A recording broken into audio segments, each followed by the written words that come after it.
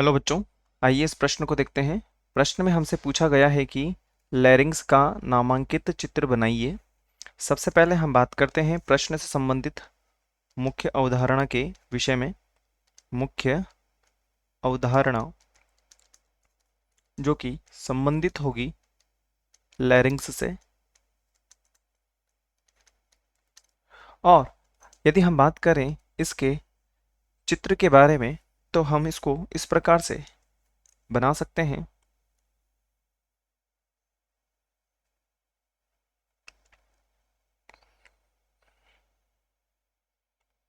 और यदि यह हमारा नासा द्वार है तो हम अगर यहाँ से सांस को अंदर लेंगे तो यह हमारे श्वास नली से होती हुई, हम इसे बोल देंगे श्वास नली।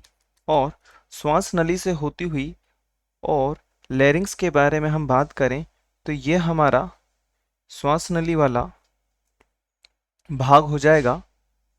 और यहाँ पर हमारे पास में लैरिंक्स प्रेजेंट होते हैं, लैरिंक्स उपस्थित होते हैं।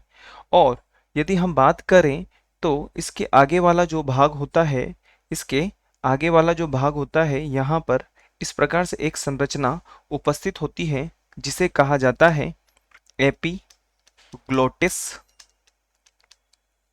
और यदि हम बात करें इस एपिग्लोटिस के अंदर वाले भाग के बारे में तो यहाँ पर उपस्थित होता है हमारे पास वोकल कॉर्ड, वोकल कॉर्ड। और इसके अंदर वाले भाग को कहा जाता है ग्लोटिस, क्योंकि ये हमारा एक तरीके से श्वास नली वाला पाइप है। कहने का मतलब हम एक तरीके से कह सकते हैं कि यहाँ पर वायु का आवागमन होगा। तो ये कौन सा वाला भाग कहलाएगा? हमारा ग्लोटिस। ये क्या कहलाएगा? हमारा ग्लोटिस कहलाएगा।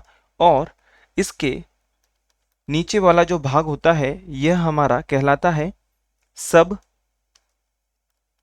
ग्लोटिस।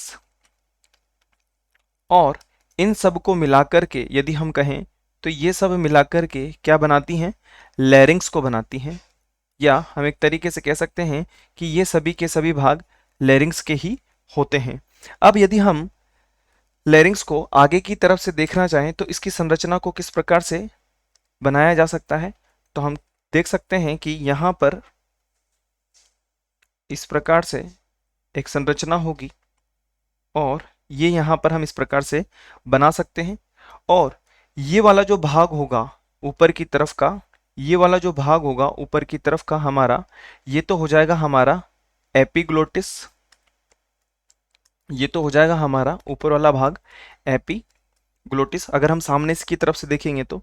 और ये इस प्रकार से श्वास नली से होता हुआ अंदर की तरफ जाएगा और इस प्रकार से हम इसको बना सकते हैं। इस प्रकार से यहाँ पर हम देखेंगे कि ये जो थायराइड ग्रंथि है वह इस प्रकार से व्यवस्थित होती है। ये हमारी कौन सी ग्रंथि हो जाएगी? थायराइड ग्रंथि। थायराइड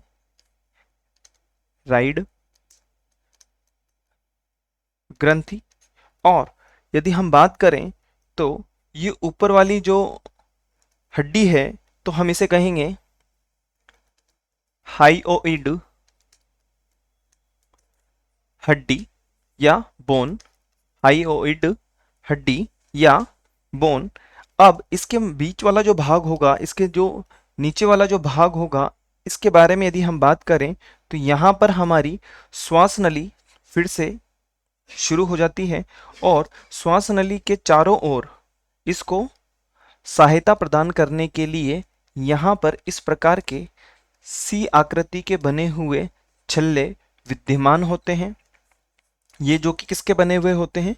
कार्टिलेज के बने होते हैं। तो हम लिख सकते हैं कि कार्टिलेज के बने सी आकृति के छल्ले, सी आकृति के छल्ले होते हैं। और यदि हम बात करें तो ये वाला जो भाग होगा हमारा, ये नीचे वाला जो भाग होगा ये हमारा फिर से, क्योंकि श्वास नली से शुरू हो रहा है तो ये वाला भाग क्या कहलाएगा? हमारा श्वास नली वाला भाग कहलाएगा। और ये हमारा जो लैरिंग्स वाला भाग होता है वही है। और प्रश्न में हमसे पूछा गया है कि लैरिंग्स का नामांकित चित्र कर बताइए। तो लैरिंग्स में हमने कंठ के अंदर जो भी चीज़ें उपस्थित होती हैं उनके बारे में बता दिया, और थायराइड ग्लैंड को या थायराइड ग्रंथि को हमने पूर्ण रूप से यहाँ पर संरचना बना करके समझा दिया, और यही हमारे प्रश्न का वांछित उत्तर होगा। आशा है आप इसे अच्छी तरह समझ गए होंगे। धन्यवाद।